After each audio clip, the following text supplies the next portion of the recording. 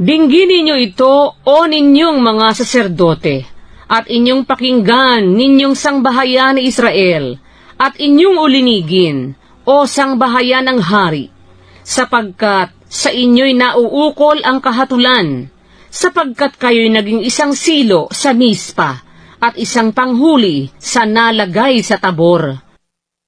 At ang mga nagsipang himagsik ay nangagpakapahamak na mainam, ngunit ako'y mananaway sa kanilang lahat.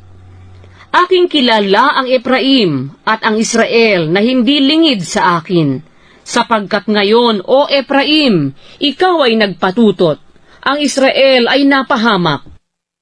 Hindi sila titiisin ang kanilang mga gawain na manumbalik sa kanilang Diyos, sapagkat ang pagpapatutot ay nasa loob nila at hindi nila nakikilala ang Panginoon.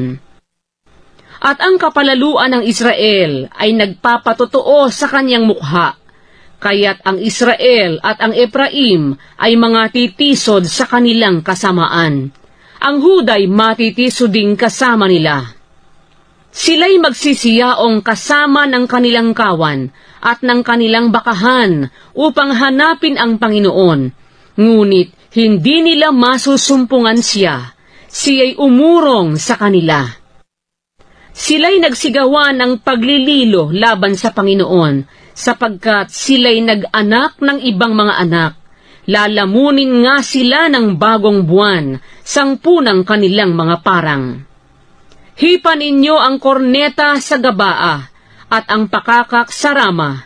Kayo'y magsitugtog ng hudyat sa Bet-aven, sa likuran mo, O Benjamin. Ang Efraim ay magiging kasiraan sa kaarawan ng pagsaway. Sa gitna ng mga lipi ng Israel ay aking ipinakilala ang tunay na mangyayari.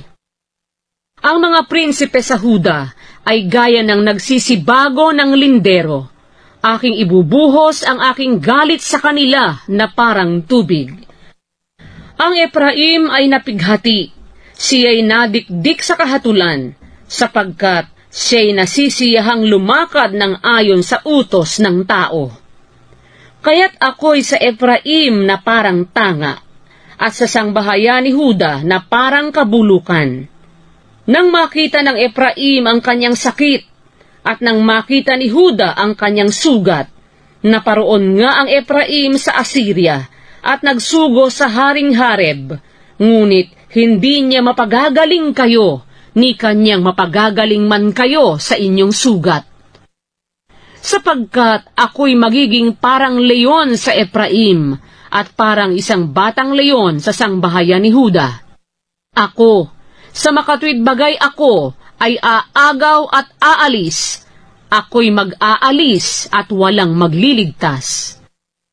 Ako'y yayaon at babalik sa aking dako, hanggang sa kanilang kilalanin ang pagkakasala at hanapin ang aking mukha. Sa kanilang pagdadalamhati ay hahanapin nila kung mainam.